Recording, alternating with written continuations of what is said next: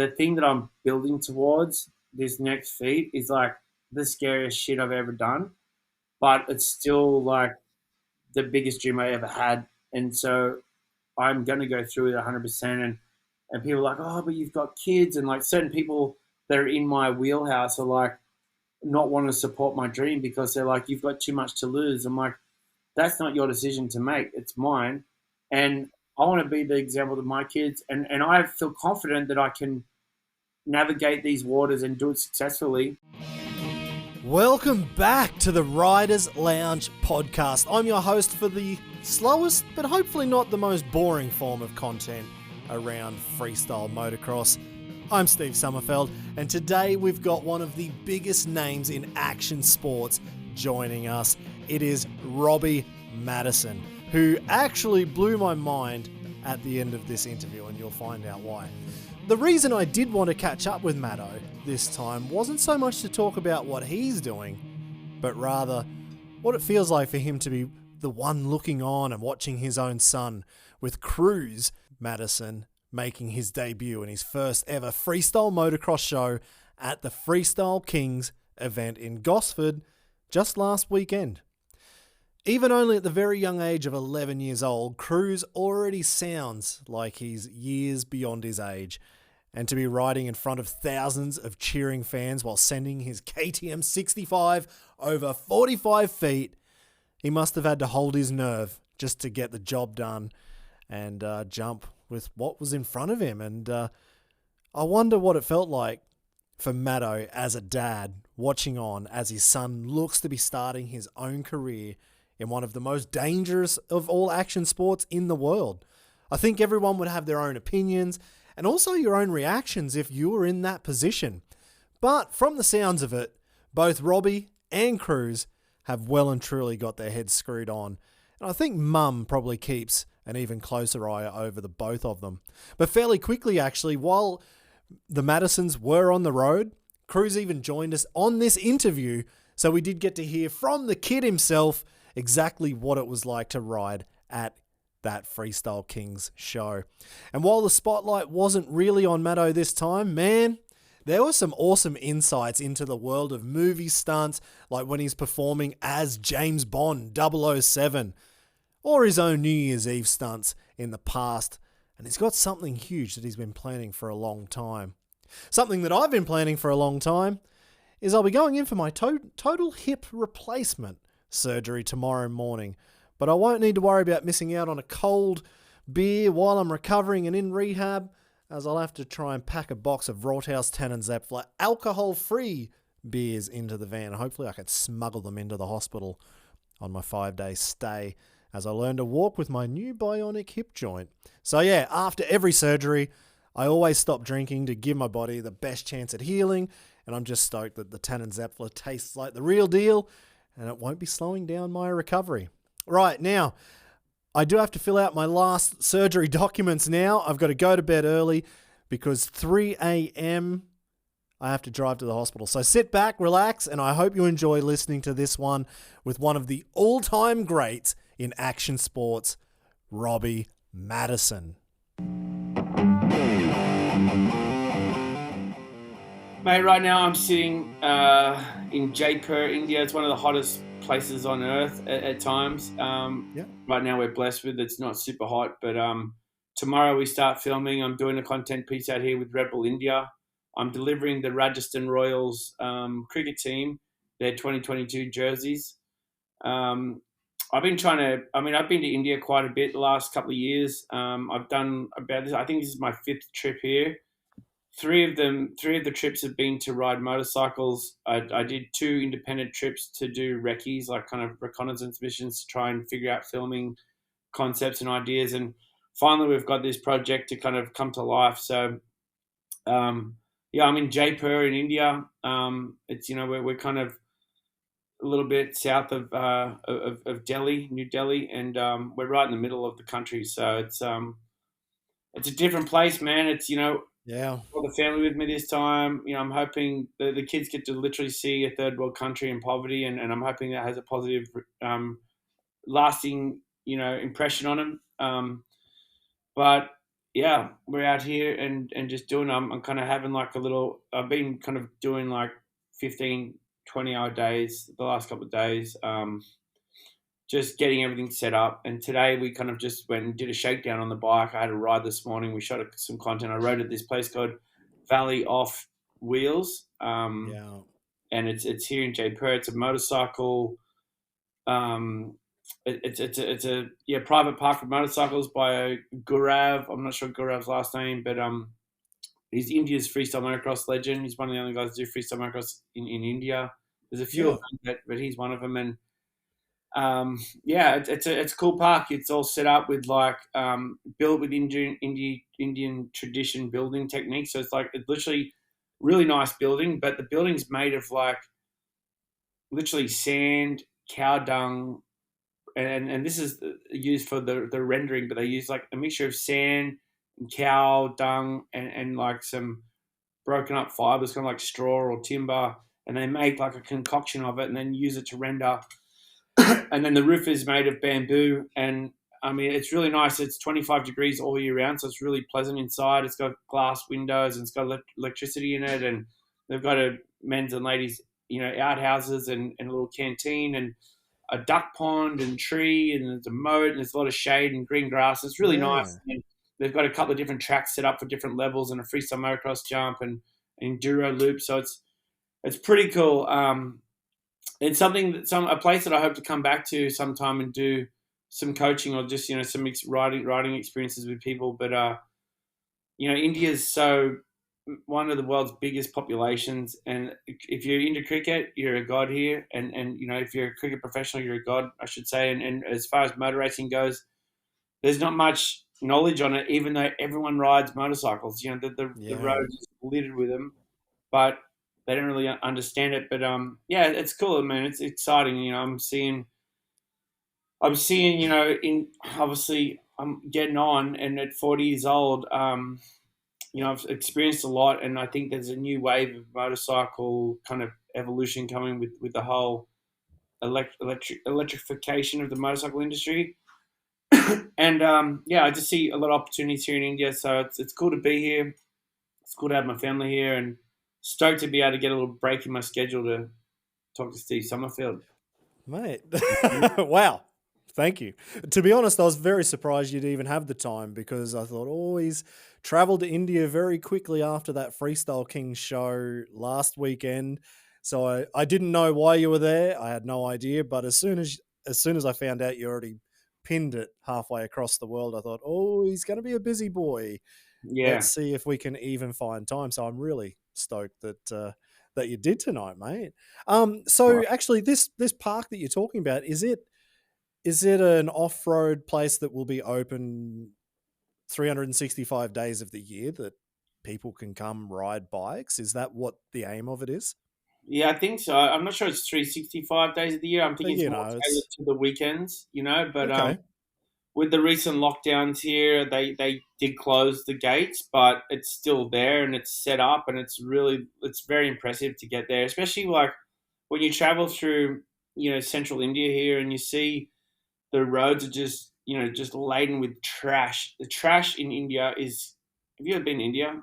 Yeah, I have. Yeah, back in 2012. Yeah, 10 years ago. It's crazy, right? It's like Yeah. you just don't understand. Like they keep their own personal places clean, but all the trash they get, they just throw it over the fence, and then it's out of sight, Mm. out of mind. And I was saying to Gurav on the property, I'm like, "Where's all this trash coming from?" He's like, "Oh, the neighbors, they just throw it over the fence." I'm like, Uh, "What the hell, man?" So it's everywhere. So like all through the streets, it's just like it's hard to explain. I put a post on my story on Instagram, yeah, the other day. It's probably already gone, but we're just driving through, and I was like, we're driving through the slums, and I just hit record and just started filming, and I was just like, I saw from like everything from like little kids, beating up another little kid. So I oh, captured some violence. I captured like cows and donkeys and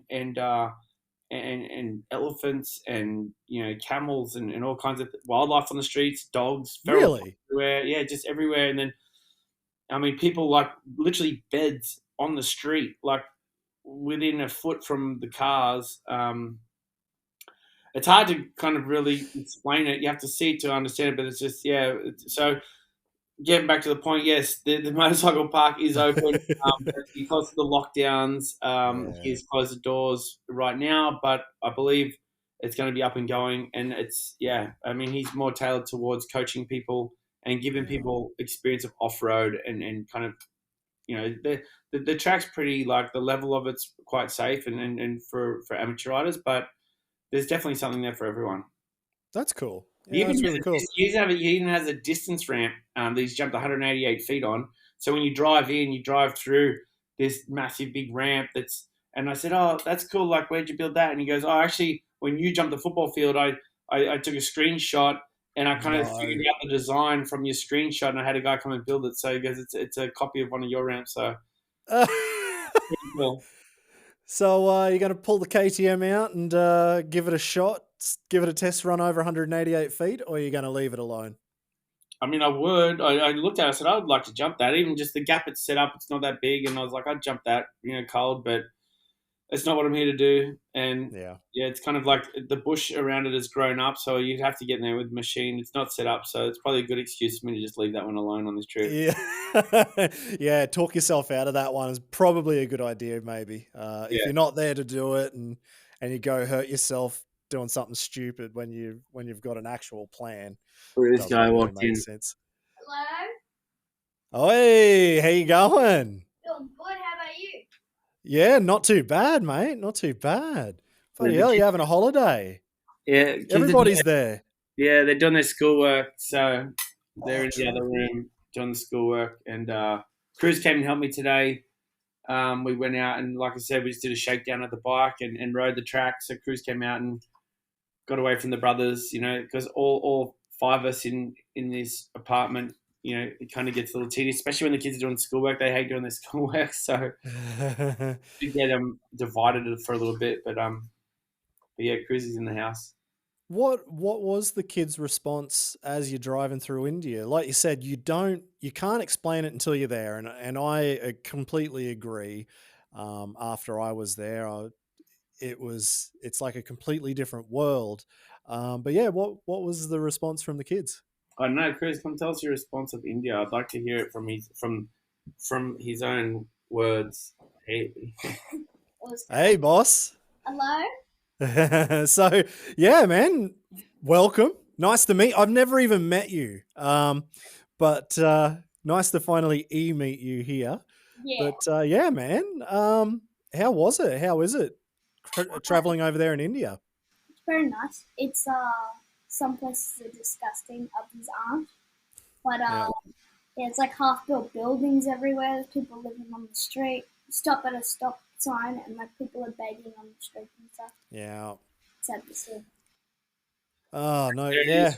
I mean, so they're seeing it, and it's. I mean, it'll leave a lasting impression with them, and I'm glad I got to bring him here because I know when I first came, I couldn't, I'm trying to go home and explain to the kids when they're complaining about, their Fitbit chargers not working and their iPads, aren't yeah. charged, or whatever. I'm like, it doesn't matter, and so to bring him here and Kruz is, beyond his years, so he's kind of it's more for the other two siblings to embrace. Yeah.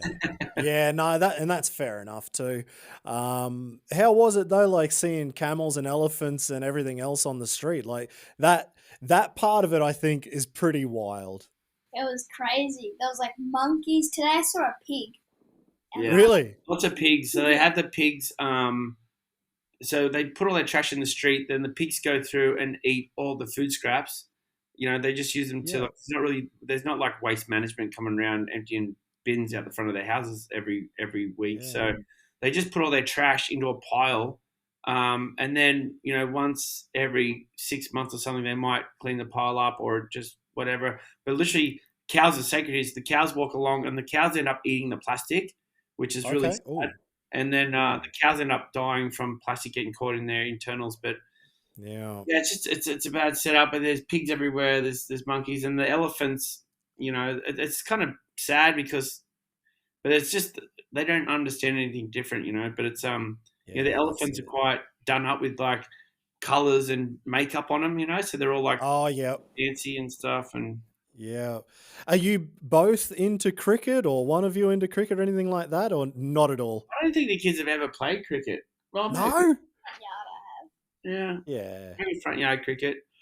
Okay. Only because when I was there, I was in Pune, which is just maybe 2 hours south of Mumbai. Yeah. And I remember we drove over a bridge over a river, and there was the dry riverbed, and it was fairly wide. It was a wide dry bed, and on the banks there must have been about 10 games of cricket going on in the dust. And I thought, oh man, they just love it. And that one really stuck with me, how much they love their sport.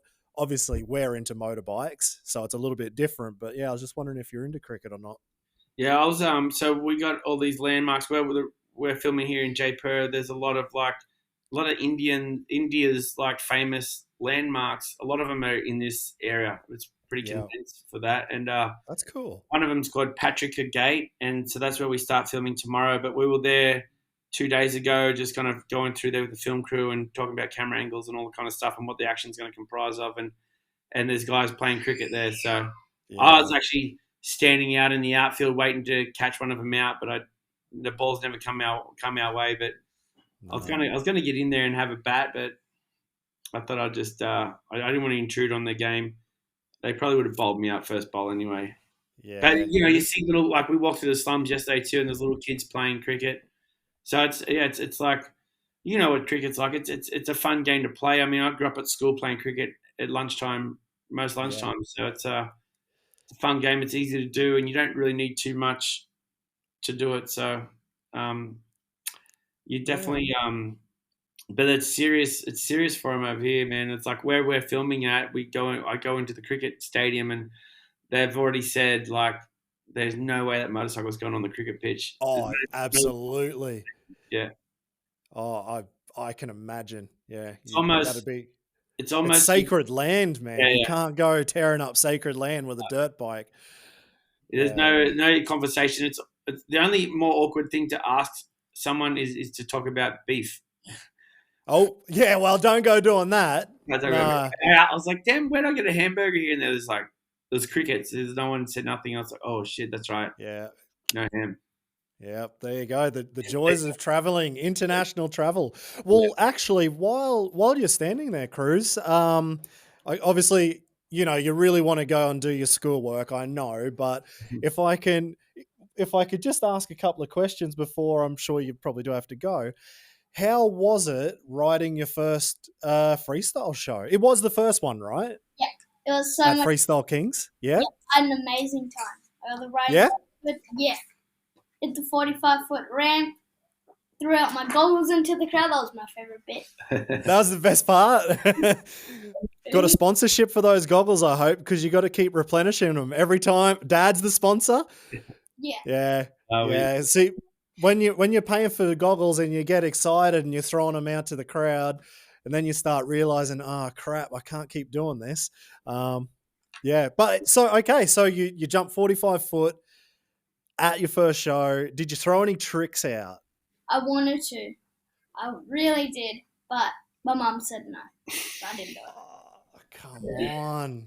It was my first show, so I could understand. Yeah, and I told him, I said, man, it's like, one perspective to look at it, he's definitely capable of doing tricks and could have got there right now, but we're not pushing him. And but it's cool. Like, I'll wait till he wants to do it, and after this show, he definitely wants to get back and learn tricks. So I was like, dude, wait, do it next time. It's all good. It's all good. Exactly. Yeah. I only asked the question because I did see the Sunrise interview that the both of you did maybe a week or two ago.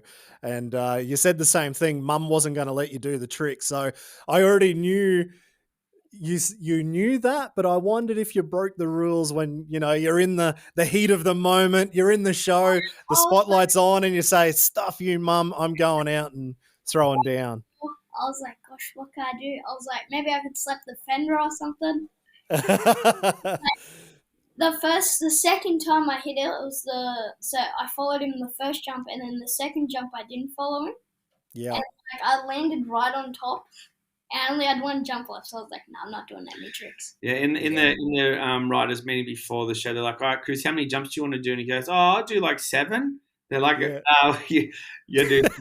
So, you know what the shows are like. It goes so quick, and So he got 3 jumps. So I was, but proud of one jump was following me, and like I said, 2 on his own. His second jump became a little short. Third one was amazing, Yeah. perfect. So it's That's a good cool. start. It was great. How did it feel then as you're coming into the arena, or was it Gosford, into Yeah, that stadium there at Gosford? And I mean, you ride at home or you ride wherever you're training all the time, and then you turn up at a show, and obviously you've seen your dad do this all the time, but when somebody tells you, okay, get in position and now you've got to jump, did you feel any I like, was okay, this is real? so nervous.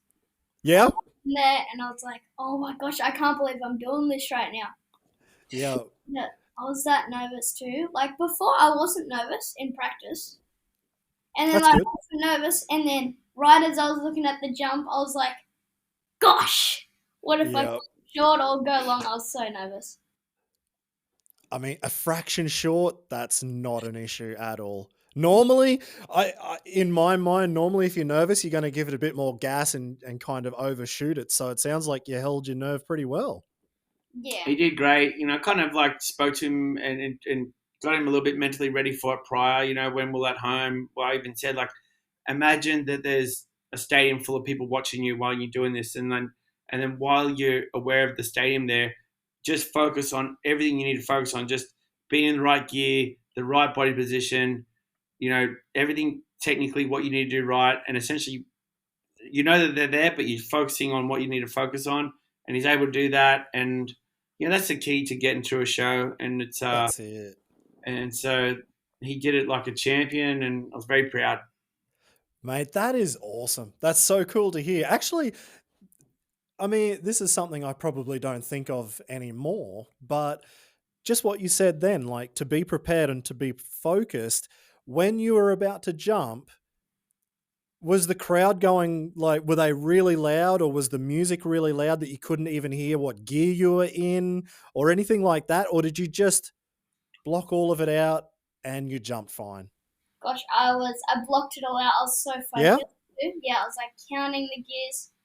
And then I don't remember, I think it was at the show or it was in practice, but I missed a gear. Oh, And luckily I was clicking gears like way before I had to hit the ramp. So I had time to click it, but yeah, I was really nervous. fair. Cool. Well, hang on. You're on a 65, right? Yep, So what gear do you need to be on a 65 to make 45 foot? fourth. Fourth. I tried third Okay. one was backside of the landing. Oh, okay. All right. I mean, how difficult is that then for you, Robbie? Like, you can't say go in second gear like you would for a normal jump on a normal, on a big size bike. Like, you can't give directions. You've Yeah, just no, got to let him kind of work it out. he knows it's fourth, so he's got a 48 rear sprocket, so it's kind of like shortly geared, Yeah. But yeah, he just like we have it so he makes the turns. He does all his gear changing on the way down and make sure he's in third gear. And when he turns to the ramp, he's got one gear change to make from third to Yep. fourth. And then he knows he's in fourth well before he gets to the ramp. And he's focusing on his body position and a smooth power off the ramp, staying neutral. And that's the keys. And, prior to that, he had a crash at home when he actually hit the ramp in third gear, and it looped him out because it had a bit more aggression, and it kind of Yeah. looped him out, and he let go, right? Yep. And then he didn't jump the ramp for a while, so it was cool. Like, I didn't push him, but he had like the fear side of it, and he thought maybe he was never going to jump a ramp again. And then he got to the point where he's like, oh, I'm ready. I want to jump the ramp again, Dad. I'm like, hey, you're more than ready to do it. Just you got to remember what happened last time. So we made those conscious changes of like, hey, let's make a gear change here and let's do this and set up this. So we got a system, and then it kind of helps you. Just when we moved it from Temecula to Gosford, we already had the system well rehearsed where there wasn't too much for him to change or to think about. It was just like more going back to the basics of, we have a routine. So it's kind of just it's a safety thing really, and I've Yeah. learned it from my own short fallings. We do this stuff, and so that's why I'm able to like pass on this stuff to Kruz, and he's doing a great job of like listening, and he listens. Obviously Tucker Higashino rides with us a lot, and we have so many guys come to the compound who are all amazing riders. So he's learned from the best of them, and proud of him. That's He's doing cool. great. Hell yeah! Have you got any mates that you that you're riding with, and at same sort of age or not? He does. Kruz has like a lot of friends at Temecula, that they all race and they all want to come and ride the compound, but we're just so busy that it's not really a place where we like bringing heaps of people around, because it's like our time when Kruz gets to ride is usually right before he does schoolwork in the mornings when we all ride. So it's usually just him there. His brother rides a little bit. His brother's like hitting the ramp as well, but not the big ramp. He's hitting 30 foot and he's about to step up to the bigger ramp. So, But there's a lot of kids that want to come and ride, but we just haven't made it a priority to kind of hand out those invitations yet, just because we got so much other stuff going on. It's kind of that right time hasn't happened yet. But we will. Yeah. We're definitely open to it. And as they get older, it's been a bit of work, and it's with Kruz jumping the ramp. It's taken some months for us to get to where he's at. So I don't want to bring other kids over who are young and vulnerable and put them in a situation. It's not my kid. It's on our property. Yeah. We have some liability there. So a bit of a grey area. Like a lot of people ask to come and ride, and we're good at changing the subject. Fair call. Yeah, no, I know that one. My mum was like that. I always wanted to have friends come and ride with me, but you got the farm, and if someone's going to hit a log or something and break their neck out in the paddock, and do you lose the farm over it or whatever it might be? So it was always, one of those ones where mum would change the subject very, very quickly. Yeah. So, yeah. We want to, I'd like to. And, there might be opportunities that happen. And for certain kids, like the kids who are, are great at riding, and then I feel like, this person's not a worry, sure. But there's a lot of kids that come over who necessarily don't want to do it, but their dads want them to do it, and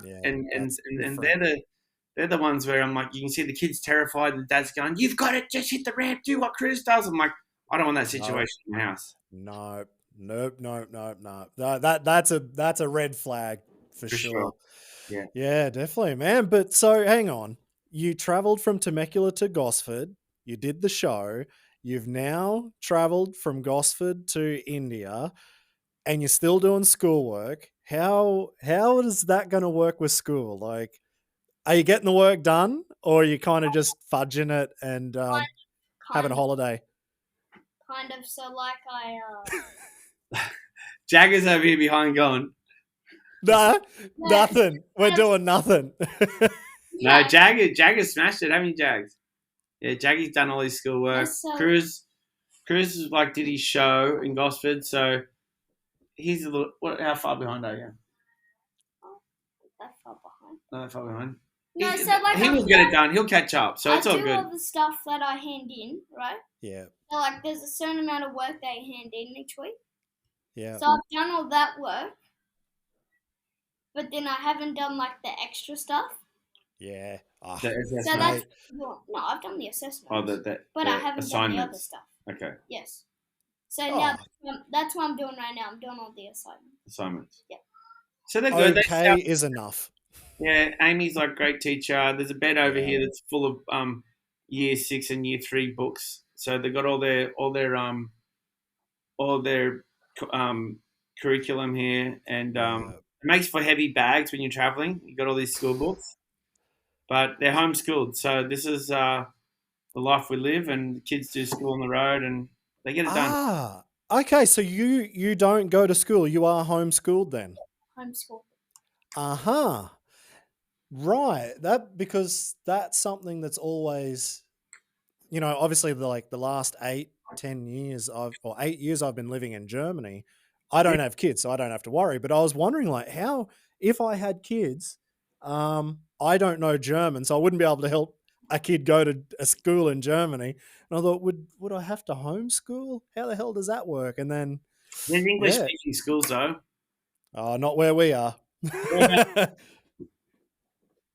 I'm in a small village, so there won't be an English speaking school here. Yeah. I love Germany. It's but yeah, got to do what you can do. The kids are on Australian curriculum, so we do their That's cool. schoolwork comes out of Queensland, and yeah, we're just gonna roll with the punches, I guess. How is it then? Like, I don't know how homeschooling works. How is it that, like, are they sending you a whole bunch of assignments like you just said? Do you then have to do video chats with them with weird time zone differences or anything like that? Exactly. Yeah. So like yeah. So Yeah? America, Once a week, right? no, it's 3 times a week. Is it 3 times? 3 times a week. So like in America, I'm pretty sure one of them are on Sunday, the other one's on Tuesday. So it's Monday, Wednesday, Friday in Australia, right? So it's Yeah. Sunday, Yeah. And Tuesday, then the last one's Thursday. on Wednesday, Wednesday. I think. Yeah, right. So yeah, you have to time it all for talking with the teachers. Tough gig, hey? Tough gig. It's interesting. So we got Yeah. money traveling. We got pencil cases and pencils and school books and all this kind of cool stuff. Hey mate, that's Laptops. what I use to design all the track designs. I said to Rachel just before we did Red Bull Dirt Diggers a couple of years ago, she was downstairs. Can you throw up my coloring in pencils?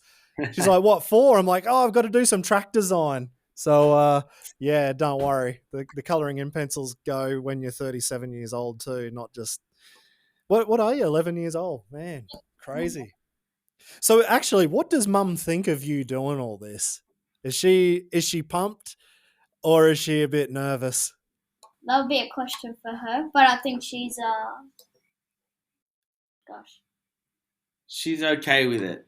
I don't She's think okay with I it. don't think she's super excited. I think she's like ultimately sees a career path change at some point. But while at the moment we got green lights, so it's doing it, and it's not coming from me. I didn't want Kruz to do this. Not that but I was like, whatever the kids want to do, whatever their choice is, Yeah. it's up to them, and then they can do whatever they want to do. But for now, where our life's at, the next 5 years, I see myself still being actively involved in riding my bike. So, but definitely by the time I'm 50, I'll be off the motorcycle. And at that point, I don't know, we'll reassess. But right now, we're just having fun, and the kids get to. He's, just seeing the glow on his face at Gosford and being involved with that show is really something special. So, while ever they're having experiences like that, I think it's a good thing. Mate, that is awesome. That is so cool that you got to do that. It's something not many riders would ever do. It's not something many people get to really do. Do something that you actually love doing with your kids and see them also excited. So no, it was awesome to see. Josh just sent me through the video or the little highlights video from the show, and It's cool. Huh? I haven't. Yeah, that looks so good. It looked like a really cool show and a good location. Vibe was good. We got lucky with the weather. Like when he said it was an outdoor at Gosford, I was like, oh man, with the weather. And then now, like literally the day after the show, it started raining and it hasn't stopped since. Really? The whole state's flooded, so it's crazy. I guess all the rain from Queensland's come down into New South Wales now. So seems like it. Yeah, it's pretty wild. I guess they'll be copping that one. Yeah, I was wondering how, when you watch Kruz ride now, do you look back and think about your old man Pete? Like, what he would have felt when you were coming through, especially when freestyle was new when you started. Like, nobody knew what we were really doing. We were just kind of doing it, and you guys created the pathway at that time. Like, do you think about what your dad must have felt back then? Yes. I guess so. Like, my dad never really supported me doing freestyle motocross, so that was like I kind of did that on my own. After, like, my dad was around, like, involved with my life when I was racing motocross, from 6 till 16. Yeah. And then after that, I pretty much have been on my own path since. Okay. Like, I kind of left the house at 16 and been doing my own thing since. So freestyle motocross has been, he helped me, gave me a place to ride when I first started. but he wasn't really that fond of me quitting not my apprenticeship, but I was a tradesman electrician. But he thought I was crazy for leaving the trade to follow motorbikes. But it's honestly probably the best thing I ever did. So, but yeah, I mean, growing up riding motocross and how like life was and the relationship with my dad back then and how we're doing it, I'd like to think we're doing it a lot differently. Yeah. But it's just What is the difference between you and your old man back then and now? I mean, when I grew up, it was obviously we're racing motocross, so it was just a lot different. You know, it was like we were racing every weekend, and it was cool. Like my parents had me race just to get out of like being the little kid with nothing to do down hanging at the shops. You know, with all the other little kids in the street, we kind of like no real direction. So we got into motocross. Yeah. It was something that kept us busy and kept us like fit and good life experiences. But it was we haven't really gone that route, Like I haven't taken these kids to essentially any motocross races. We're going to the Day in the Dirt down south next week, which we're excited for. The kids want to race, but I just don't like 40 kids condensing into a first-hand corner. Yeah. I just don't see the really much purpose unless I know they're going to get the whole shot and win the race. I'm cool with that, but I just don't want them. I've already seen Jagger at the Futures race at Supercross, like come down there with not much racecraft experience and just hit the rear wheel of the other kids in the outside coming across and just cartwheel. And luckily, Jagger's a strong little guy. He bounced up and was all good. But we just see there's horror stories all over the place of like little kids, having these unfortunate crashes. And I know there's I see pros and cons to it. I mean, I love my kids. I think that ability wise, they have the ability to go and ride at a high level and do some great stuff. But with all these championships as kids, I just don't think it really matters too much. Really, the critical time is when you turn, around the 17, 18 years old. If you want to go down the path of riding dirt bikes at that age, then let's address it then. But I'm not really going to be taking my kids all over the country, the world, chasing, mini championships. Yeah. And just all the work and the dedication and the risk that's involved in that. I just don't see the upside to it. I'd rather take my kids to Hawaii and go surfing, or I'd rather see them like become educated and become pilots or whatever it is, learn music, be a DJ, or grab a golf club, let's learn to play golf or something. I don't know. I just whatever. Yeah. Supercross, I mean, it's cool, but it's brutal. Like look at even like that crash with Jet Lawrence and Faulkner on the weekend. Those two guys at the head of the sport, talented dudes. It's just like all these. Every time you watch Supercross, it's just just luck of the way that the way that the pieces fall together. People just get hurt, and it's not necessarily their fault. And I just don't want to be one of those statistics. Yeah, it's knife edge sort of stuff. Like to be the best, you have to be on the gas so hard, and you have to expect more out of the bike than it can give you, and have a lot of luck on your side. I think Sure. what? Yeah. Oh, the bike's kicking me. No, well, you probably shouldn't be seat bouncing so hard into a takeoff, going so fast, or whatever it might be. But you have to do it to win. Yeah. Especially like you see the tracks wear away, and then the whoops get cups in them, and they're still forced to charge through the whoops flat out, even though they're super dangerous and then you just see guys just going like Cooper Webb is not being able to skip through the whoops in at the end of like the night shows something, So it's like, and then you see people like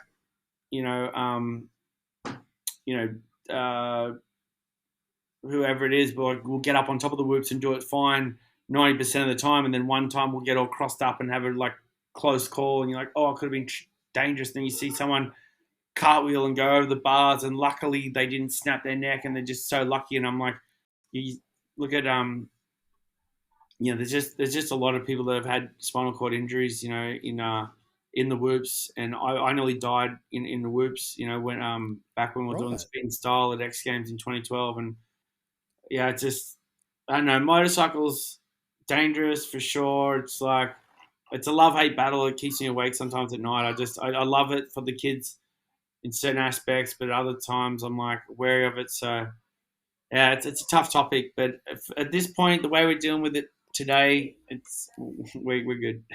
you're happy with the decisions you've made to this point. So far, So yeah. then, if you're not riding bikes, you said you're surfing, or what else are you guys up to? Like, what else gets you excited? Or skating. I love skating. Skating? Yeah. Yeah. What's it called? Half pipe. Oh yeah. Yep. We have a little mini Damn. ramp at home, so Kruz skates. So does Jags a little bit. Just another good thing to get outside, be able to kind of good Yeah. for heart rate. They're on the trampolines a lot.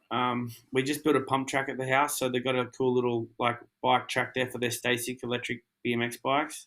Oh yeah. Yeah. That's really cool. One of my buddies built that for him, and it's an awesome little track. And so Oh, actually, I just saw the video of that a little while ago because I thought, man, Kruz is coming in fast. I didn't realize it was electric. Like, whoo. Then that makes more sense. It was an electric one. the electric bike. So we've got this cool little track there. They rip on that, and then the boys have been. I've been skydiving a lot, so we've been taking them to the wind tunnel. So they're starting to get the feel for Yeah. what it's like to have wind flow around their joints at 150 mile an hour. And but we go into but we take them surfing a bit, and mostly our lifestyles are on bicycles, but Yeah. we try to go to the beach. Luckily in Southern California, the weather's pretty good, so we get to the beach, a couple of times a month, and they're in the pool pretty much 90% of their life when the weather allows for it. Are you thinking you might put on the plates or whatever you'd call it for the KTM 65 and try go ride some water, or gonna try something like that?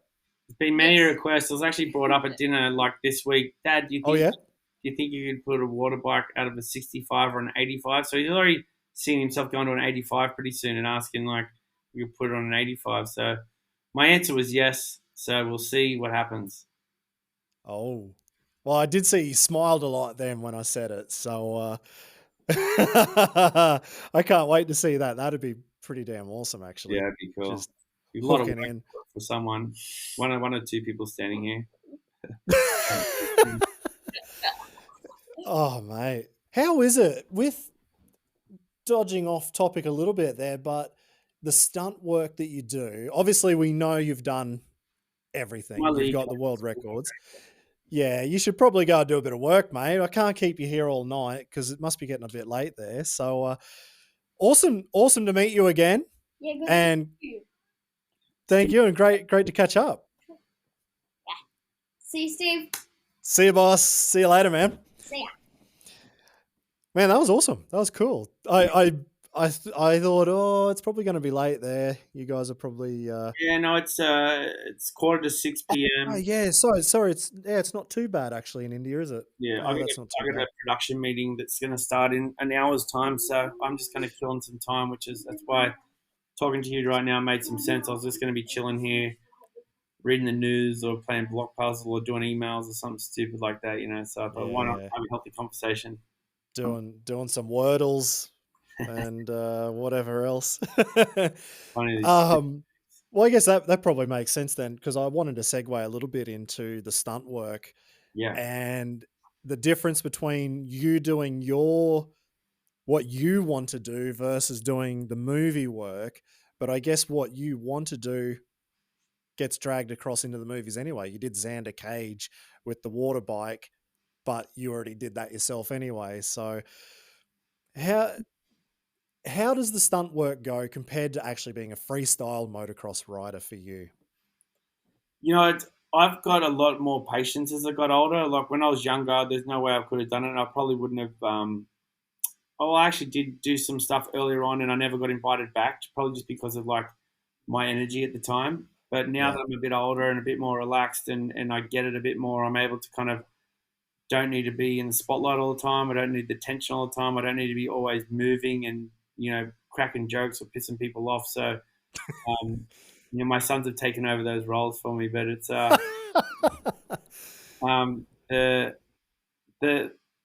it's different, man. It's like I enjoy it, and it's like it's taught me a lot of patience, because you're on those film sets and it's like you'll get the action call maybe when you're on it might be like every couple of takes, but then you get that scene done and like, all right, move on.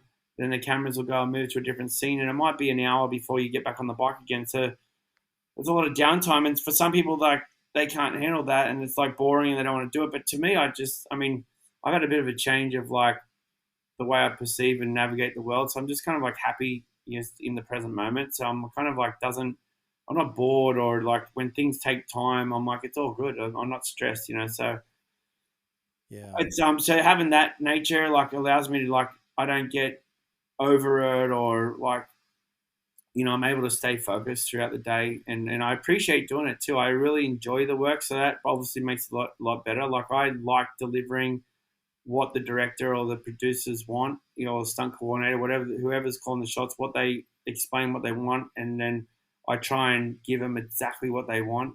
And so I have great pride in that, and then it's just cool, like to be able to take on, where it throws you, like the other week I did a Super Bowl commercial for DraftKings, and it was like a DraftKings commercial that was on Super Bowl, and it's Evil Knievel.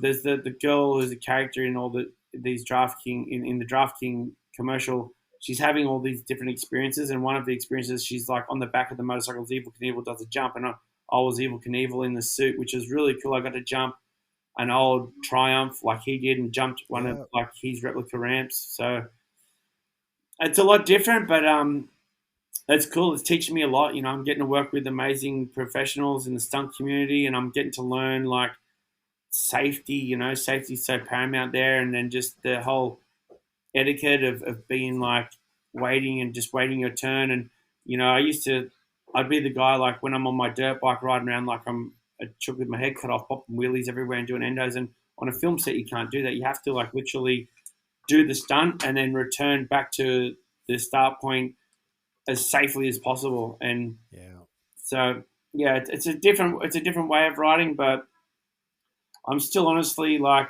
as far as like the hours on set goes and stunt guys, I'm literally just a beginner, but I've done obviously some of the biggest roles in some of the biggest movies, like with 007 and recently with Jason Statham on Expendables 4. So it's cool, man. I love doing the work, and it's a lot of fun. And just great experiences. I've really kind of honored with this last experience doubling with Jason Statham. He become a mate, and we kind of stayed in contact. And so I'm excited to where that may lead us, and hopefully I get to do some more work with him in the future. That'd be really cool. Do you have to go and jump in the gym and buff up a little bit if you've got to be a stunt double for these guys? Mate, there's the gun show. Not essentially. Like I'm luckily like I stand 5'9", 5'10" with boots on. Jason's probably a little bit shorter than me, but once you get on a motorcycle, if I'm 5'10", I can be doubling someone who's like from 5'4" to literally like 6 foot, and you can't really tell too much in the scenes that they use. In this last film, Jason's wearing like army kind of gear with the big jacket and and a machine gun on and all this kinds of stuff. So once you put all this stuff on, it's like it kind of gets lost in the mix. But when I doubled Vin Diesel, obviously, yes, I had to do testosterone for 3 months. And no, I'm joking. What? I put on, they had like a foam suit that went over me that was like, had the muscles on it, which was pretty uncomfortable because I had this like bulky suit on me, and then I'm riding the water bike, and at the time the water bike wasn't working too well, so I kept falling off in the water, and this foam suit would just suck this water in, and then I couldn't take the suit off because like it was a mission to get on, so I'd have to have the big guys on set give me bear hugs to like squeeze all the water out of it, and I'd take the suit off at the end of the day, and my skin would like, when you sit in the hot tub too long and your hand looks like a grandma, like my whole body looked like that. But so there's ways around it. When I doubled James Bond, the whole scene where it was with no helmet, but I had like a cap that went on my pinhead to make the hairline and the head dimensions the same as Bond's. And there's a scene there where I'm riding across the roof of the Grand Bazaar, and it's literally my body, but with Daniel Craig's face morphed onto my body. Again, as a guy was asking me on this production that I'm on right now, like, Daniel Daniel Craig was actually on the motorbike on the rooftop. I'm like, no, it was me. And it took about a 5-minute conversation for him to understand how that happened. So yeah, there's bits and pieces where you have to buff up and stuff. But obviously, I'm just doubling these guys for the motorbike scenes. I'm not their overall stunt double. So on some of these films, for these lead actors, there might be 5, 10, sometimes 20 different people doubling the same actor. So they have their main doubles. Like Bobby Hanton Holland is one of my good mates, and he doubles Chris Hemsworth, and he's Chris's like main stunt double, and they literally look like twins. To the way they stand, the shapes of their muscles, everything. So, I'm kind of lucky that I'm on the bike. I don't have to be a total, exact double, but hopefully in the future I might have to be something like that. Who knows? Man, it's a completely different world. By the sounds of it, it's just so different. It's like for me, it's like it's all kind of it's not brand new, but it's always intriguing. You got the honey wagons where you get change, you have your own change rooms, and it's like from being motocross, freestyle motocross, we walk in the arenas with our gear bags, and we literally like set up on concrete floors. We might have a change room at some of the nice stadiums if you're lucky, yeah. Everyone, but the change rooms stink like the smell of the change room. Everyone comes in, takes their gear off, and it's just nasty in there. But on nothing the film like 10 sets of knee braces, just moto socks, and perfect. Green skins. But yeah, it's on the film sets it's different. You all have your own kind of separate trailers, and it's definitely a bit nicer. You have like, they have the food areas are set up, so you just have like anytime you want a snack or something to eat, there's food there. It's really cool. There's so that's and then they vary, but for the most part, you get treated really well, and the pay's good, and if the SAG deal's done right, you stand to make some good residuals, and all that kind of works in nice, and it's a great opportunity to do this stuff. So I'm really when I do get the call up to do this stuff, it's an honor for me, and I love working with the stunt guys. It's I'm always learning off those guys, so it's kind of like they're honored to have me on the set, and I'm honored to be on the set with them. So it's kind of a win-win situation. That's really cool. Do you get to give your input on, I think this would look better, or I can do this jump, or we can slide here and pop over there? Or are they just saying, no, this is the movie and this is what we want you to do?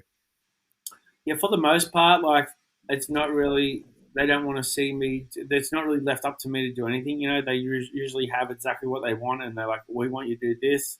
And then you're like, oh, you get like this itch and think, oh, this will look cool. And you come in and do it the way you want to do it. And they go, all right, cut, go back. All right, we want it like this. And you're like, okay. And you realize that they don't want it like that. And like when I was writing as Bond, I was writing like with my style, thinking I'd looking better. And they're like, no, we want you to be upright and stiff because that's how James Bond is, So.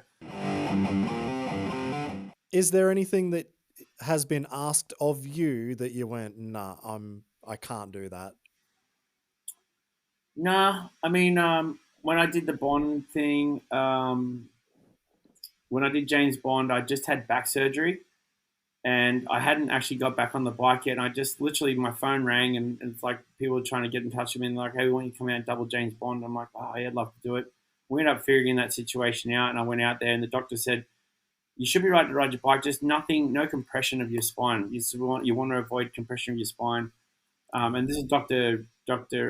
Rob Bray from GIST Medical in LA. He does like all Red Bull's GIST Medical is like one of the most elite, places you can go to. And Rob's like, the doctors that like hate motorcycle riders. Yeah. He's not one of those. He totally understands it's our job, our livelihood. And so he, most doctors would be like, hell no, you've just had back surgery only, X amount of months ago. You're not ready to ride. So he gave me the all clear to go there. He said, avoid any compression. And the first day I got there, they're like, oh, we want to start with the scene where you're going to. And so I didn't even know what I was getting myself into. When they asked me to come out, they're like, oh, can you come out and do this? I said, what does it comprise of? And like literally stunt coordinator said, oh, you'll be able to do it with your eyes closed. It's all really easy stuff. Don't worry about it. Just jump on the plane, come over here. It's like, all right, cool. Went over there with nothing. Get there the first day. He goes, all right, the first thing we want you to do is like ride and jump off this rooftop and land 2 stories down here on the flat ground. And actually it wasn't flat ground. It had like a 5-degree kind of, so you come in 2 stories to like an impact uphill. I'm like, dude, this is gonna. Oh, an uphill. Yeah. I'm like, this is Oh. exactly what the doctor didn't, prescribe. So Yeah. I did the practice. I had them like they actually built like a wedge for me. So I was like kind of, and essentially it looks like I'm going to the rooftops, but in the film I come across the rooftop and I go through this glass door and in what it looks like is a building. It's actually the art department just set up this like man-made little kind of they do a brilliant job, but it looks like I go through this window, but I just went through the window into cardboard boxes, Oh yeah. And then we reshot. And so when I come through the window again, it's actually in a part of the Grand Bazaar, and they just kind of made it look like it was a building, but it's actually like a big open area. And they put in some fake panelings, and they had scaffolds. So I was riding across the scaffolding, coming through the window, and then dropping down into the Grand Bazaar. They had a timber wedge there, so I was dropping into the timber wedge. Did it like 3 or 4 times, got the use of it. I got the feel for it. Then like, all right, now we're going to get rid of the wedge, and then we're going to put the glass panel in there. So then the next time I came through the glass panel and landed on the flat without the That was the only sketchy thing I've done. But well, it's not the only sketchy thing. When I was on Venom, I jumped the roadway, and they wanted me to jump it with no helmet, and so that was probably one that I was like, nah, I'm going to wear a helmet. You guys are going to CGI the crap out of this anyway. I'm going to wear a helmet. You can just CGI that off. And I go, no, we want you to have no helmet. I'm like, you're doing the CGI. It rained as well. But yeah, there's always, you have to have your wits about you, because if you're just a yes man and do anything they ask you for, like depending on the stunt coordinator with you, that you might be working with someone who is setting you up to get hurt. And sometimes, having the experience I have with riding bikes, you got to know when to stand your ground, and I think that's one of the main things that makes you a professional and respected is knowing like when to say yes and no. But mainly I put myself in enough danger. It's not really the stunt coordinator's problem, but it's a lot of the work I do is with some of the top guys who are really kind of don't want to put me in danger, and so sometimes I'll be like, oh, you're going to do this jump once, they're not going to let me do it 10 times. And so a lot of the times, you want to avoid doing things over and over. I really get frustrated when it's like, all right, take 10, take 20. It's like, why are we doing it 20 times? I'm doing my job right. So, I mean, last time when I was on the Expendables 4, and this is no one's fault, but I just, they wanted me to do a whip, an upside down whip, and I was doing it. They asked me to do if I was comfortable doing it without the helmet, and they said no pressure. If you want to do it without the helmet, you can. I was like, nah, I'll do it with the helmet. You can CGI it out. And I figured by the angle of where the camera was for the majority of the shot, because there's 1,000 frames per second, and that frame might only go for 7 seconds. So out of that 7,000 frames that I have to edit, probably more than half of them, my head's not even in the shot because the bike's rotating on its axis and it's hidden. So I wore the helmet for that one, but on the last take, I actually landed and I bulged a disc in my back, and so I landed and bulged the disc, and I was like literally took the breath out of me, and I couldn't. I was kind of stuck at that point. I had to go get an MRI left set, but luckily we got the shot on that take. So yeah, it's a hard one. I on that specific set too, I had to do the stunt probably more than I needed to, but we got the job done. But there's just always there's random things that happen, and it's like you always have to kind of be willing to respond and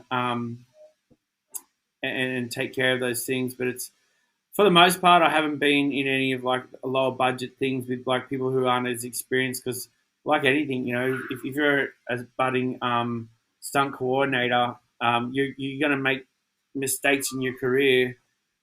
And luckily, I'm working with guys who have probably done that, and I'm working with experienced guys who their main focus is keeping all their guys safe. So yeah, that's it. You don't want bad news like Alec Baldwin no, shooting somebody on set. So I mean, no. I wouldn't want to think about the risk that goes through as a stunt coordinator of, I think this can work. We're going to go send Maddo often do that, and then you've crashed your brains out or something. You know, it would just look horrible. It would be horrible. So It it did sounds because like you've well, on the film stuff too, like a lot of the danger is the pyro. So you'll be scenes where you're right, especially on Venom. You know, Tom Hardy's characters coming through the traffic there in San Francisco, and there's cars rolled over, and as he's going through there, there's all these explosions going off, right? And they have like cars rigged up with like the door hinges are barely held on with a couple of bolts. So when the explosion goes off, the door panel goes flying through the air. And there's times when the sequence is out, you know, or the fuse isn't long or whatever. And so there's like there's thousands and hundreds of thousands, millions of stories of stunt people getting injured. yeah. And it's one of the it's actually a big point of like, you know, stunt people. After doing these films, I'm like, man, those guys and women, men and women that do stunts are in a league of their own. And I don't really necessarily want to become a stunt person because of what I experienced. You know, it's like I saw them getting injured. You know, there was a scene on Bond where Bond's character comes through and hits or has to hit us. There's like these two roadways that meet, and it's blind, and there's stunt coordinator saying action, and they come flying down, and then all of a sudden this guy comes in and just right in front of Bond, and Bond's character hits him and goes over the handlebars, and they did that scene like 3 or 4 times. So these guys are just having this collision 3 or 4 times and going over the handlebars, no helmets on, but they're just stunt guys are gnarly, and I'm not like trying to. I'm cool being. I'm regarded as a specialist stunt guy, so Yeah. I do the specialty stuff, like if it's jumping off a building or a long jump or a trick.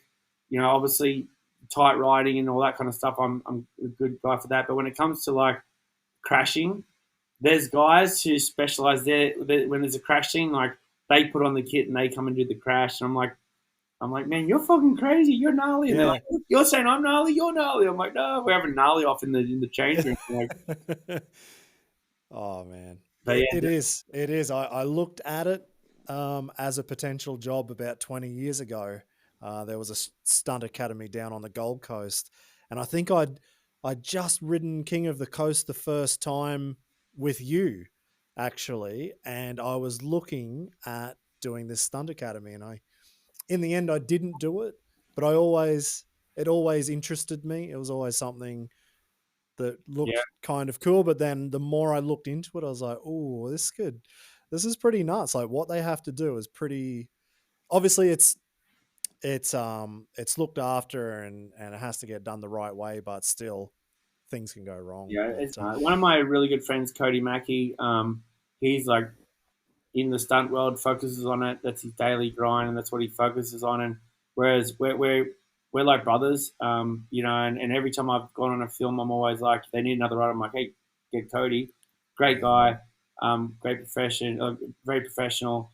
But just seeing how he's developed, like this kid grew up across the road from me in Kiama. Not his whole life, but at a certain point, and he's a top racer and raced for Red Bull KTM and came and raced in you know Cody.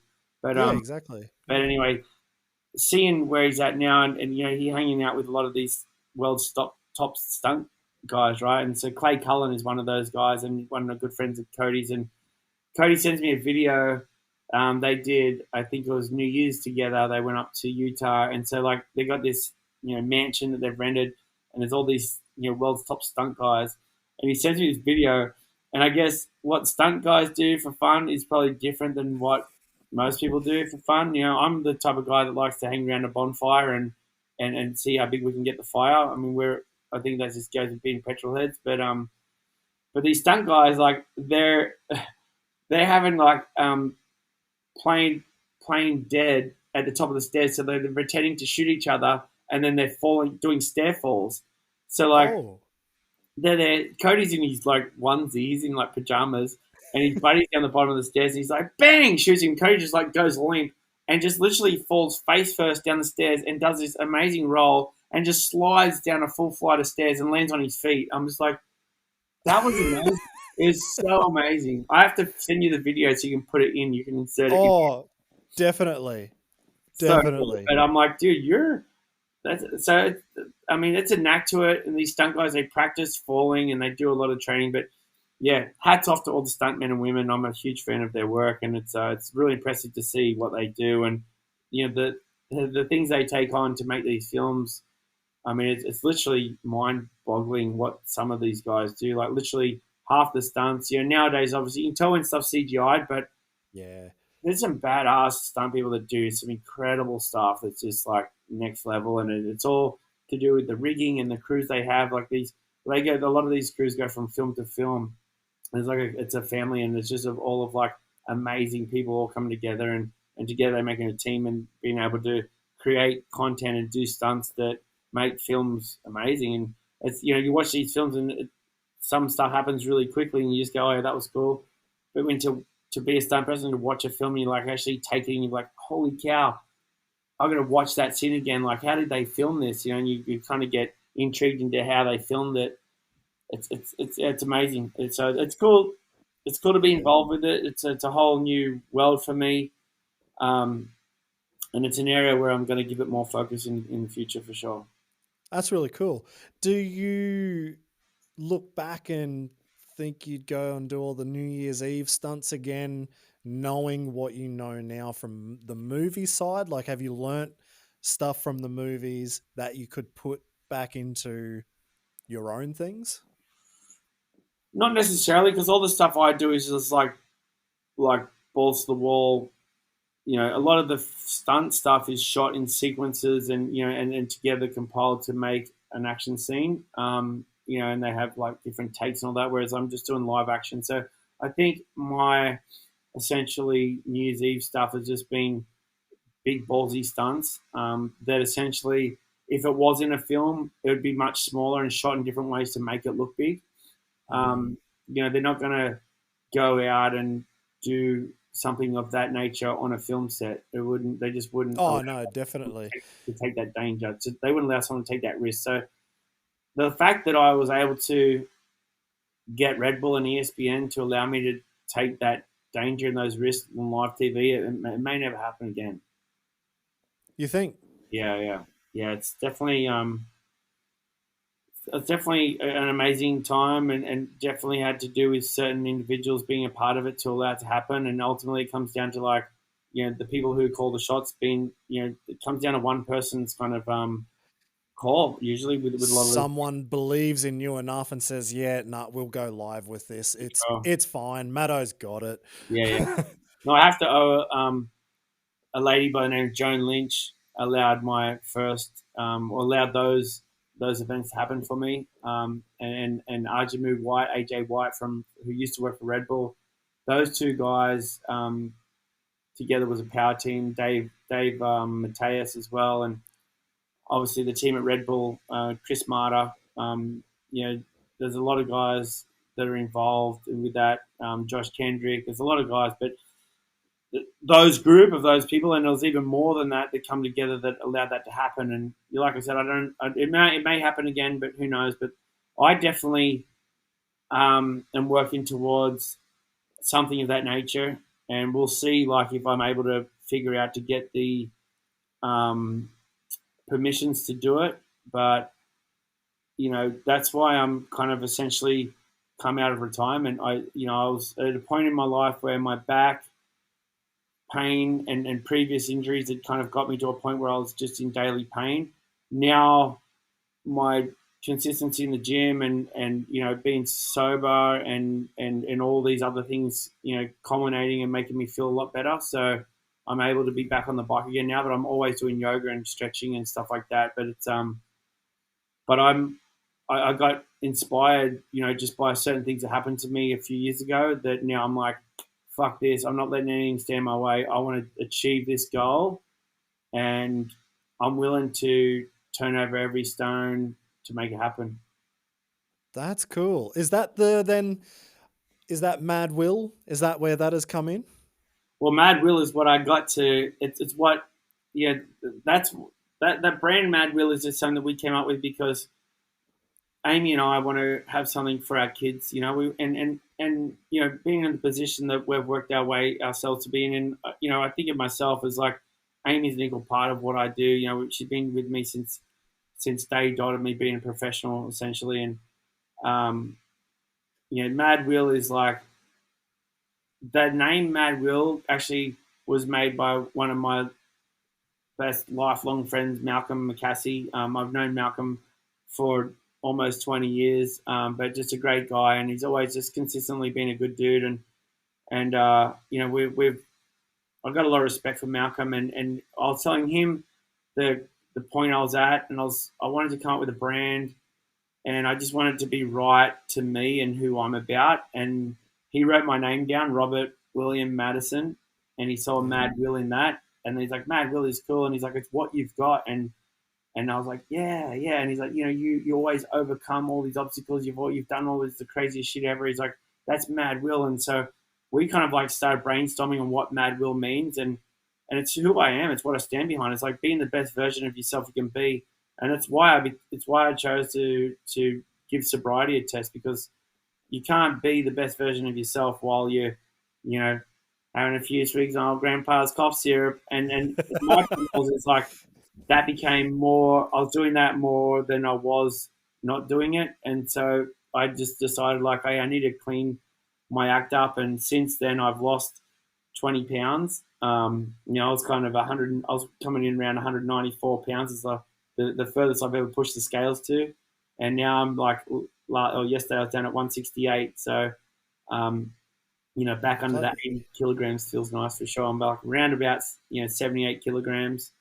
But yeah, Mad Will is like, that's the brand that we want, and that's the invitation we want to give to people to be associated with us, is to have Mad Will, to be the best version of yourself, to eat healthy, to be happy, to let go of all the bullshit, to not fight with people, to just all around, like, this is a brand that's open to everyone. There's no like group or coolness or anything like that. It's just like, we're the no bullshit guys over here that call a spade a spade. We haven't got egos. We're here to help each other, bring each other up. We're here to do cool shit, have as much fun as we can, and fuck your image and all the bullshit you want to like have, all that kind of stuff. I see it with the old brands where they just like want to have cool groups and all this kind of stuff, and they segregate other people and other people aren't cool and all this other stuff. It's like, I just don't want to be about that. I want to have a brand, and it's not just the motorcycle community I'm going after either. I'm like, I want to have this brand that's like everything we're into. You heard Kruz, like, he's into skating and surfing, and so it's a brand. It's like, it's a lifestyle brand. So we're doing that, and but yeah, Mad Will is it's going to be a part of everything I do. But no, it's not. It's not this big, bold adventure that I'm going on. This is more something that I've been dreaming since I've been a little kid, and it's something at the start of my freestyle career when journalists would ask me like, "Oh, you've just jumped the football field, or you just jumped London Tower Bridge, you jumped Corinth Canal. What's going to be the gnarliest stunt you ever do? When's enough going to be enough?" And I used to say, when I can do this specific thing, that's when I'll call enough. And then and I spoke about it openly for some time, and I realized people started thinking I was a whack job. And so I stopped speaking about it, and now I'm just like, I'm just doing it. I'm not going to talk about it anymore. I'm just going to do it. And once the plans are in place, then I'll talk about it, and then I'll do some, build some awareness about it. But there's certain like critical things I need to get in place before I'm going to be able to confidently speak about it, because I don't want to like put it out there and have it not happen, And I'm not someone that's going to sit here and talk about anything. I'm a doer, not a talker. So there is there is a plan. There is a plan. There is a plan. And I like that. Stuff, I've been flying planes. I'm almost, we've essentially, this trip's going to be a month-long trip around the world. So when I get back from this, I need to finish off my pilot's license. I'm so close to finishing it off. So I just had some like issues with my medical, and that's really what I ran into, as a huge hurdle with my medical history. Yeah. So I'm trying to get that straightened out. I kind of got the go-ahead to continue being a student pilot, but I need to like figure out a couple little things there, and then just finish off and do I finished the written test so I've passed my written test. I just need to do the spoken test. But ultimately, all that's going to... Is there too many bones? Like, is there a limit of bones broken? They're like, nah, can't pass. Like, you're out, pal. Probably, but, but no, it's, it's just having a medical history. What happens is I kind of gave my medical history, and then essentially once you do that, you have to go back and get checked off for everything. So it was just a process. Once I kind of delivered what had happened, then I had to go back and get my eyes tested and do like tests with like psychologists and head doctors and fair call though. And everything that I've had, I had to kind of get checked off on it, which I've done, and then I've sent it all in, and then I said, so what now? And then the FA said, well, we'll get in contact with you, and then COVID happened, and so or not COVID. COVID was already happening, but because of COVID, I just haven't heard from him. And then when I try and look into why I haven't heard into you, it's like there's all these departments, and it's just a gnarly kind of train. It's something that I looked into for like a couple of days, and I end up like not being able to get in touch with someone, and then next minute I had to like travel and do what I'm doing. So it all just kind of, and now I even forget who I had to call. So I'll pick up. Fair enough. No, it's funny because I think I've almost done like the world tour of your stunts. It's probably a couple of places I haven't seen, but obviously I've seen the Arc de Triomphe in Las Vegas, and I looked at it and I was like, nah, wouldn't touch that. Have you been to Greece? I was about to say that. I did a road trip down to Greece as my rehab tour after my last hip operation, and I was learning to walk again down in Greece, and we were just cruising along, heading towards Athens from Kalamata, I think it was. And so, I was like, oh, hang on, Corinth's coming up here, and I wonder where this is going to be. Well, you can find it pretty easily where you jump because it's the Corinth only way Canal. The canal is like right there, right? Yeah, and I just, when I look at you, I watched you in Brisbane at the Krusty World Record. I watched you do that, and it's a fucking big jump, but it makes sense. Arc de Triomphe, that didn't make sense, but you did it. But when I saw the Corinth Canal, that one looked a little bit more nerve-wracking, as I was just thinking, how would I feel if I was doing this right now? And I shit myself looking at the Corinth Canal. I really did. Well, I mean, that jump there wasn't my idea. That was someone else's idea, and essentially the guy that called me was Morgan Carlson, and you probably know him. Yeah. So Morgan's legend, great guy. He called me. He's like, "Hey, Maddo, I've got this idea, like to jump this Corinth Canal." I was like, "Oh shit!" He's like, "It's totally doable. Why don't you go check it out?" So I went out there and looked at it, and I got to the bridge. I looked at it, and I was just like, "Nah, like it's not worth. Like, why would I even bother like trying to jump this stupid thing? Like, it's so dangerous. If something goes wrong, you're definitely gonna die." And it's death defying. Right? You stand there, you look at it, it's 300 feet down. It's scary enough walking over the bridge, let alone jumping over the thing. And so it terrified me. And I left. I did a specific trip to Greece to look at that, and I left there saying, "No, I'm not going to do it." And so a couple of years later, I was on a road trip when I was sponsored by Parts Unlimited, and I was with my team manager at the time, which his name is Slasher. What's Slasher's name? I can't think of his. Good enough name for me, Slasher. Damn. I'm such an idiot. Victor Sheldon. So Victor Sheldon is world champion jet skier, badass athlete, amazing athlete. Is really good friend of Jeremy McGrath. I met Victor, was my team manager at Thor, and so we were doing the Parts Unlimited road trip, and we went up to Madison, Wisconsin for their Christmas party.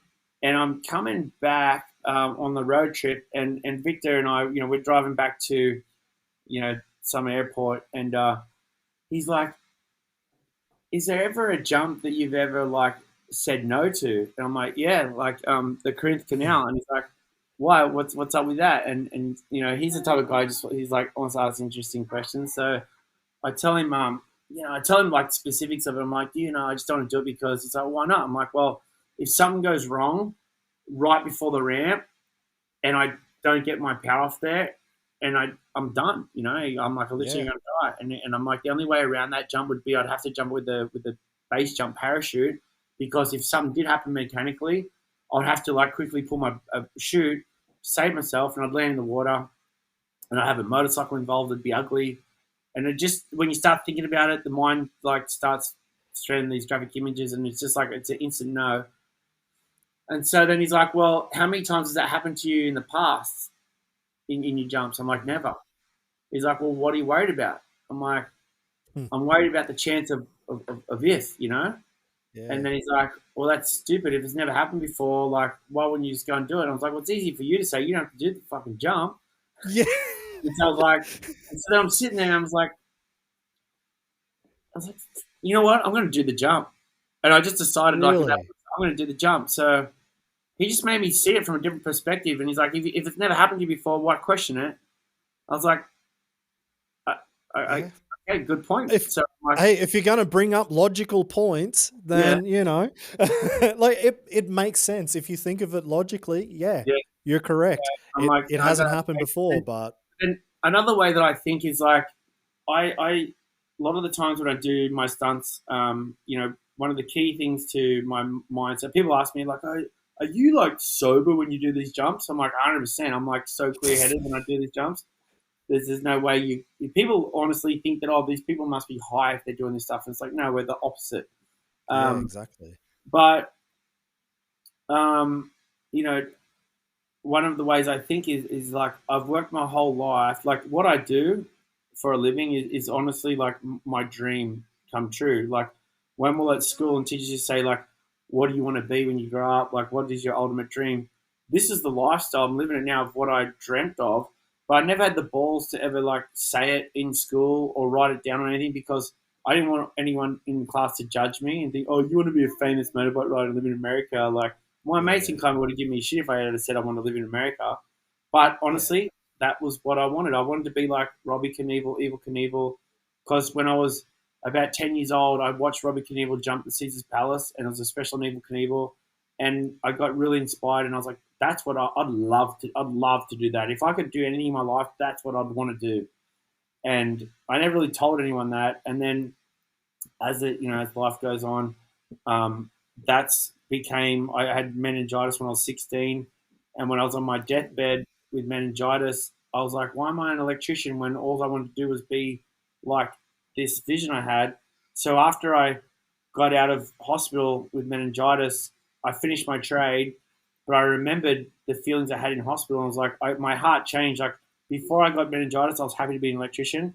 After meningitis and sitting in hospital, I realized I don't want to do this anymore. I want to do what I'm passionate about. So I kind of left hospital with this newfound wisdom. And then when I do these jumps, I was literally thinking to myself, I'm living the lifestyle I always wanted to live. So, you know, when I jumped on the building in Vegas, Arc de Triomphe, Amy's like, everyone was terrified. I was terrified. I literally had tears jumping out of my eyes when I put my helmet on. I had tears like leaping a foot out of my eyes, and I wasn't crying. The stress and everything was like leaping out. And Amy's like, babe, you don't have to do this jump. Like, you know, we can quit right now, move back to Australia, be an electrician the rest of your life. I'll love you and adore you for the rest of life. Yeah. And it's just, I don't want you to do this. And I'm like, babe, I want to do it. Don't talk to me about this anymore. I'm doing it. End of story. Yeah. And the reason why I say that is because I think back and I'm like, this is what I wanted to do, and this was always my dream. So if I don't go through with doing this, then it's a disservice to the dream that I had, and I'll never be able to live my life thinking I gave it my all. Because essentially I'd be like cowardly not facing my fears to live my dreams. And that's why my motto is face your fears, live your dreams, because I had to face the fears of like what the mind wants to think about and trick you into thinking that it's a reality of like what could go wrong. Yeah. You need to face that fear and be like, no, I'm focused, I'm dedicated, I'm going to do this jump, walk this line and achieve it. And so like I use that rationality of thinking is like, and I turn the fear off. I'm like, this is what I dreamt of. This is what I wanted to do. And so I'm fearlessly going to do this. And sure, like my body wants to think of the fear and my mind wants to jump to conclusions of what could and what ifs. But all that's just like you're allowing your mind to control you. and none of that's real and none of it's factual. So like you kind of like it's a disservice to your mad will if you want to go and allow yourself to give in to your own, false thoughts that are they're created to you through your conditioning of how you've been taught by other people. They've put their fear into you by saying, "Oh, that's too dangerous because this and this and this."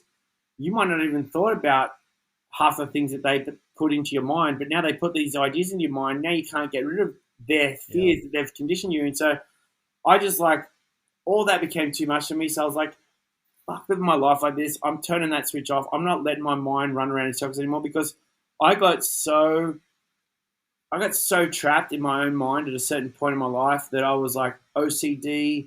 I used to think that it mattered like how things happened and whether I stepped on lines. I was so OCD. I was like Rain Man. I was like crazy, right? And I was literally trapped. No, and a psychologist said to me, like, how did you stop doing that? And I said, I just got to the point where life was so painful for me. I couldn't live like it anymore. And I just had to let it go.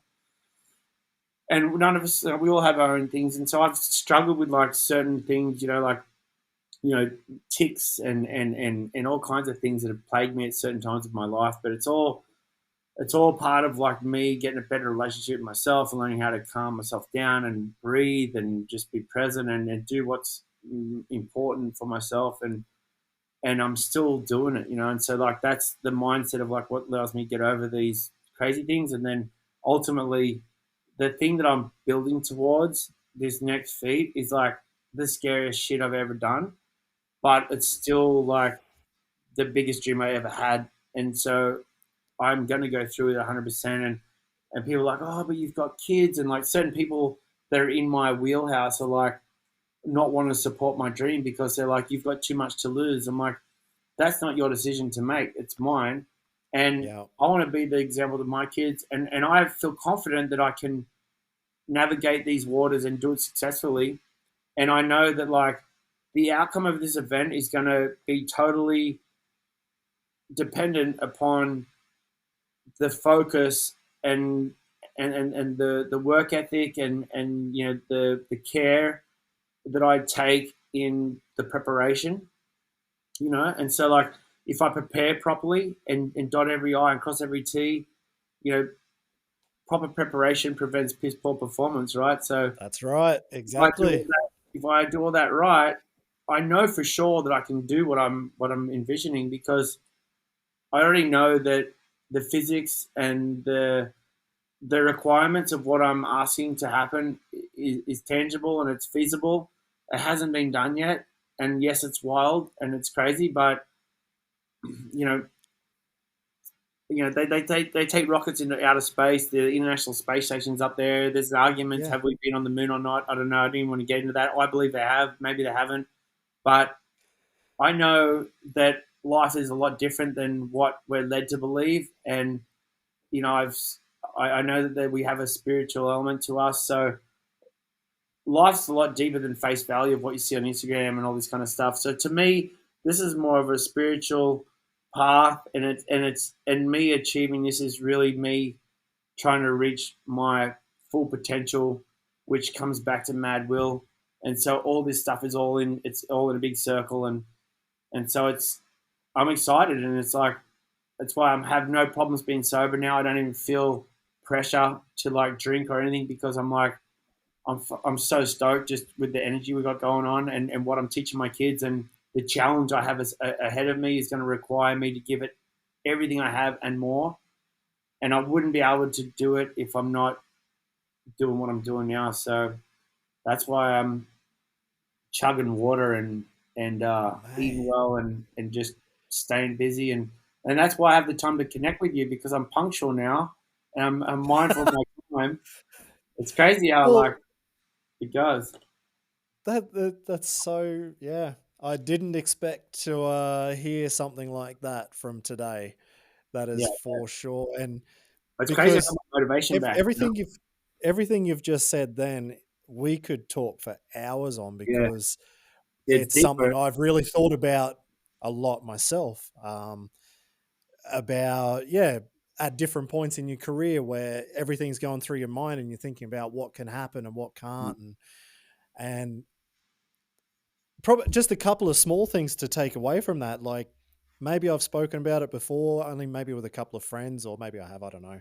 But you know, when Tom Pages stopped doing backflips, and I remembered that because I was just fresh to doing backflips and I hated it. And I remember talking to Sheeny and he's like, oh yeah, you'll hate that feeling for like the first year. And I was like, a year I've got to deal with this crap. Oh, you know, like every time you go to another compound and you got to flip again and that fear. And then, you know what I've realized too is that now that I've done thousands and thousands of flips is that it's all your mind. You know what I mean? Because and I only realized that recently is because I used to trip out on the flip a lot, and especially like after having a lot of downtime in my career, getting back on the bike and flipping again. But ultimately, if you understand the technique of doing the flip, you can do it off anything, you know? oh, yeah. But even up to recently, I used to still trip out on it. But it's only because you get anxious and you start doing things out of sequence, and you might pull a little bit early or you might pull a little bit late, and then that can result in an unsuccessful flip. Yeah. But if you just and the only reason you're pulling early and you're pulling late is because you're getting anxious, and you're only getting anxious because your mind's racing. So if you turn all that off and you just like go in the flow state and just let your body roll through the motions of what it's used to, and then it just happens easily.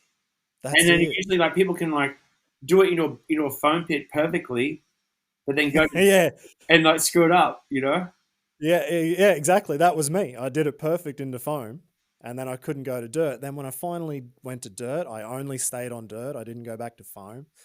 And then my last year in 2017, I had just that moment on the ramp where I don't know why my brain didn't want to do it. I've had a couple of floaters before, and they happen. And this would have been a floater, but I just kind of front flipped over the ramp because I didn't go for the jump. I didn't peel off the side. I just kind of did nothing. And it was like 3 to 6 months. It took me to go there every day. I'd turn up and I shit myself. And it took me everything in 2 hours or 3 hours of being at the compound to do one flip. And as soon as I finally got it done, I'd go home and I'd had enough. And I thought, now I understand. Like, now I understand how Tom went through that part of his career and how it was so debilitating. Actually, but he'd do like 360 flat spins and body variables. Yeah, exactly. Like, that didn't make logical sense to me. But then I went through it and I'm like, okay, the mind is very powerful for good and for the negative. Yeah. And how you negotiate that part. But also just that part where you're saying before, you're going to do it. You want to do these things despite the fear. And a lot of the other times I think about, you know, if you're talking to older people, 70, 80, 90 years old, they normally talk about the things they didn't do that they wish they did. Mm-hmm. So, you know, like it's cool to hear that. It's cool to hear that's where your mind is at and why you're doing what you're doing. Yeah, if I do this, then I'm like, I kind of already realized like this is the one thing I want to do. That if I don't do it, I'll like just be so bitter for the rest of my life that I didn't do it. So I have to do it, and I owe it to myself and my wife and my kids to do it, because after I do it, or if I don't do it, they have to live with me for the rest of my time, and they don't want an angry old. I was going to say, you're just going to be this grumpy old guy and until your last days, and everybody will be like, nah, we're not going to Maddo's house because he's just such a pain in the ass. Yeah. I get that anyway right now, but no. Okay, so that's not much different. Okay. Yeah, it won't be mate, so you will be better after you do it. Yeah. But no, it's I'm excited for it. I just, it's just really, I don't know, I wouldn't say it's selfish, but just personally, like, I feel like doing that, then after that I'll be able to speak a lot more truthfully and honestly, because it's something that I would have achieved. It's my lifelong dream, and then at some point in my life I'd like to do motivational speaking, because I feel like it doesn't come out of me all the time, but like when I'm asked of it, I have like an ability that I can't just do like on demand, but if I'm asked of it, I can bring people up, I can inspire people, and I'd like to be able to get in a room of a bunch of people who want to hear from me and speak in a way that can improve their life. That'd be cool for me. That'd be rewarding for me to do that. That's cool. And you're the right person to do it. Mate, I'm not going to hold you up because you did say you've got to go, and I know we're probably half an hour over here. So Good, brother. It's been great to talk to you, man. Thank you so much. Enjoy your time there in India. It's awesome to hear. It's awesome to hear what you're doing, but it's also really cool to see Kruz coming along and the family doing it all together. It's just cool to see you guys living life and having fun. Thanks, bro. Yeah, we just made a vow to do this and do it with the kids and take them around as much as we can. And it's at first it seemed like a big challenge, but now we're in the midst of it. It's not so bad, and the kids are really enjoying it. We're going to keep doing it, just try and keep these little guys inspired and happy and healthy and having fun. It's the main thing. If you want to find out more about the Mad Will brand, I've left some links in the show notes, and also how you can follow the young Kruz Maddison on his adventures, and of course the man himself, Maddo. And while he didn't reveal what his new plans really are, I'm actually blown away that there is something that still keeps this guy still motivated and wanting to reach even his biggest dream. And I have no idea if we're going to see that in 1 year, in 3 years, in 5 years, or what. But if he's at the point of at least making small talk about it in conversations on a podcast, and you can hear it in his voice, sounds like it's going to happen. So whatever it is, I'm wishing Maddo all the best in the preparation and making it happen. And for Kruz, all the best after making his debut into the world of freestyle motocross with that first show of his. And the future of seeing dumb things happen on two wheels, it's looking brighter and brighter. And I think we can all appreciate that. If you enjoyed this episode, make sure to check out our recast channel with the full video interview coming soon.